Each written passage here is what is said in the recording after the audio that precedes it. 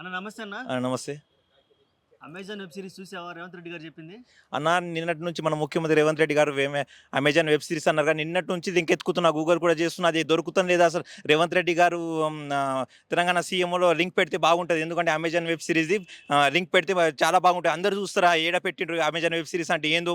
మొత్తం మేము నిన్నటి నుంచి యువకులు అందరూ చూస్తాం. మన ముఖ్యమంత్రి గారు ప్రకటించిండు అమెజాన్ వెబ్ సిరీస్ అని, దాని గురించే చూస్తాం. రేవంత్ రెడ్డి గారు లేదా కాంగ్రెస్ లేదా రాష్ట్ర ప్రభుత్వ మంత్రులు లేదా కాంగ్రెస్ ఎమ్మెల్యేలు ఎవరన్నా సరే మాకు దయచేసి మాకు లింక్ పంపించండి రేవంత్ రెడ్డి గారు, అమెజాన్ వెబ్ సిరీస్ మేము చూస్తాం, మేము ఆతురతతో ఉన్నాం, మా ముఖ్యమంత్రి గారు అమెజాన్ వెబ్ సిరీస్ తెచ్చిండు, దాని గురించి లింక్ పెట్టండి మేము వేడుకుంటున్నాం ముఖ్యమంత్రి గారిని.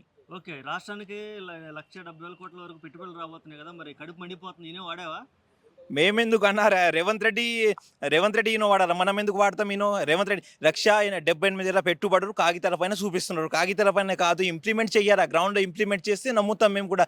అప్పుడు ఎవరు ఇన్నో వేసుకోవాలో, ఎవరు ఫినాల్తో ముఖం కడగాలో తెలుస్తుంది. రేవంత్ రెడ్డి లేకపోతే ప్రజల వాళ్ళకే అర్థమవుతుంది. ఇది ఏదో పిఆర్ఓ అయోధ్య రెడ్డి పెట్టేస్తారు 1,78,000 అని, మంత్రుడేమో రాలే అంటారు. అంత బట్టి విక్రమార్కని గారు చెప్పారు ఆ పెట్టుబడులు అంతా పేపర్ మీదనే ఉంటారు.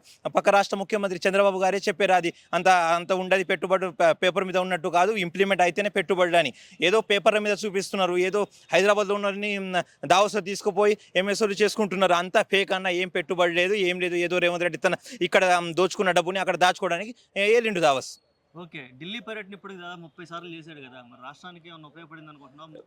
రాష్ట్రానికి ఢిల్లీ పర్యటన ఏం ఉపయోగపడ్డది? ఆయన కుర్చీ కాపాడుకోవడానికి మాత్రమే రేవంత్ రెడ్డి గారికి ఉపయోగపడింది. ముందే చెప్పిండు, అరెస్ట్ చేయాలంటే ఢిల్లీకి పోతారు, ఉచ్చపోసుకోవాలంటే ఢిల్లీకి పోతారు, నీరు తాకపోవాలంటే కూడా వాళ్ళు ఢిల్లీకే పోవచ్చు. ఎందుకంటే వాళ్ళ బతికే మొత్తం హైకమాండ్ చెప్పినట్టు. హైకమాండ్ లే అంటే లేవాలా, కూర్చో అంటే కూర్చోవాలి, సిట్ అంటే సిట్, అప్ అంటే అప్పు. ఎందుకంటే హైకమాండ్ నడిచినట్టే కాంగ్రెస్ ప్రభుత్వం నడిచింది. ఇది ప్రజాపాలన కాదు, ఇంద్రమ్మ పాలనలో అట్టనే ఉంటుంది. మొత్తం వారు చెప్పిందే నడుస్తుంది. 32 కాదు, ఇంకా 100 సార్లు పోతారు అన్న ఢిల్లీకి. కానీ ఏం ప్రాబ్లం ఏముంది? ఢిల్లీకి పోయి కేంద్ర మంత్రులను కలవాలా, మనకు నిధులు తేవాలా, మనకు కాళేశ్వరంకు ప్రత్యేక హోదా తీసుకురావాలా, మనకు పాలమూరు రంగారెడ్డికి తీసుకురావాలా, మొత్తం కొత్త ప్రాజెక్టులు తీసుకోవాలా, ఐటీఐఆర్ తీసుకురావాలా, వరంగల్కి కాజీపేటకి కోచ్ ఫ్యాక్టరీ తీసుకురావాలా, అన్ని తీసుకురావాలని ఢిల్లీకి పోయి ఆయన ఏదో చూసుకుంటున్నాడు. ప్రజలకి ఏం ఉపయోగం అన్న? అంత వేస్ట్ ఫాల్తూ ప్రభుత్వం ఇది మొత్తం. ఓకే అన్న. Thank you so much.